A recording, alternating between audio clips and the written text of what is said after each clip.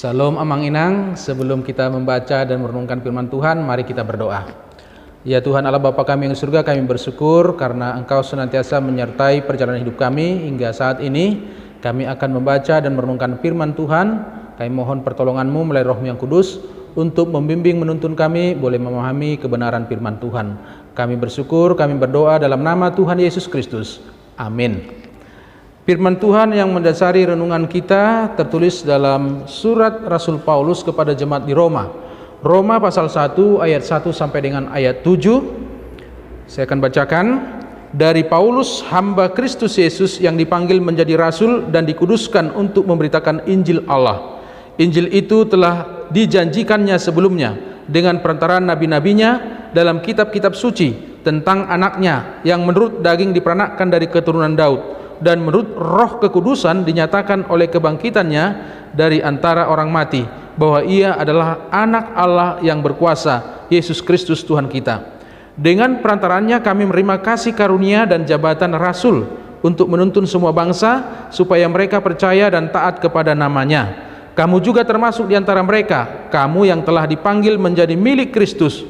Kepada kamu sekalian yang tinggal di Roma, yang dikasihi Allah, yang dipanggil dan dijadikan orang-orang kudus, kasih karunia menyertai kamu dan damai sejahtera dari Allah Bapa kita dan dari Tuhan Yesus Kristus. Demikian pembacaan firman Tuhan. Judul renungan kita adalah panggilan dalam Kristus. Nats firman Tuhan ini merupakan salam pembuka surat Rasul Paulus yang ditujukan kepada jemaat di Roma yang ditulis sekitar tahun 60 Masehi. Melalui suratnya ini, Rasul Paulus menyampaikan pengajaran kepada jemaat tentang kebenaran dan juga tentang kesaksiannya, tentang berbagai nasihat yang disampaikan kepada jemaat, yaitu mengenai hidup menerima panggilan dalam Kristus. Ada dua pokok penjelasan dari firman Tuhan ini yang perlu kita perhatikan, yaitu yang pertama, 3 status Paulus yang mendasari pelayanannya, ayat 1 sampai dengan ayat 5. Saya bacakan. Dari Paulus, hamba Kristus Yesus yang dipanggil menjadi rasul dan dikuduskan untuk memberitakan Injil Allah. Kita perhatikan dalam ayat ini, ya, status yang pertama dikatakan tentang dirinya adalah hamba Kristus Yesus. Hamba dari kata Yunani doulos, artinya dia mau taat, dia mau tunduk, dia mau patuh, setia terhadap Kristus. Status yang kedua adalah rasul, dari kata Yunani apostolos, yang artinya utusan Allah, orang yang dipercayakan Allah dan sebagai duta Allah di tengah-tengah dunia ini. Dan status yang ketiga adalah yang dikuduskan.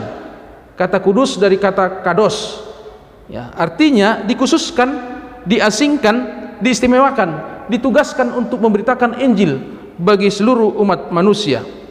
Injil keselamatan dalam Tuhan Yesus Kristus harus diberitakan kepada seluruh umat manusia di dunia ini, agar setiap orang yang percaya diselamatkan dan beroleh kepastian untuk menerima hidup yang kekal.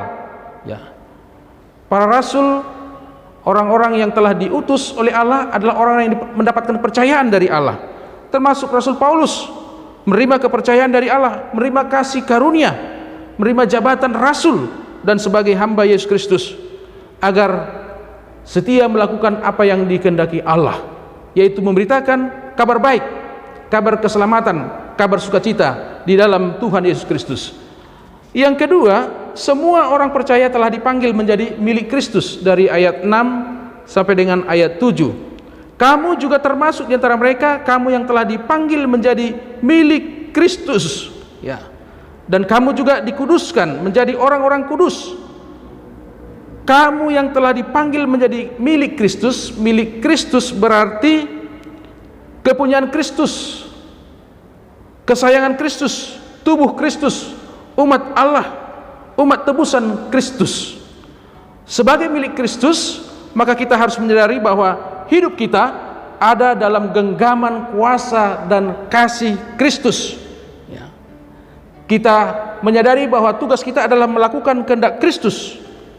Kita patut menunjukkan kesetiaan kita dalam melayani, dalam bersekutu, dalam beribadah, dalam bersaksi, semuanya adalah untuk kemuliaan Tuhan.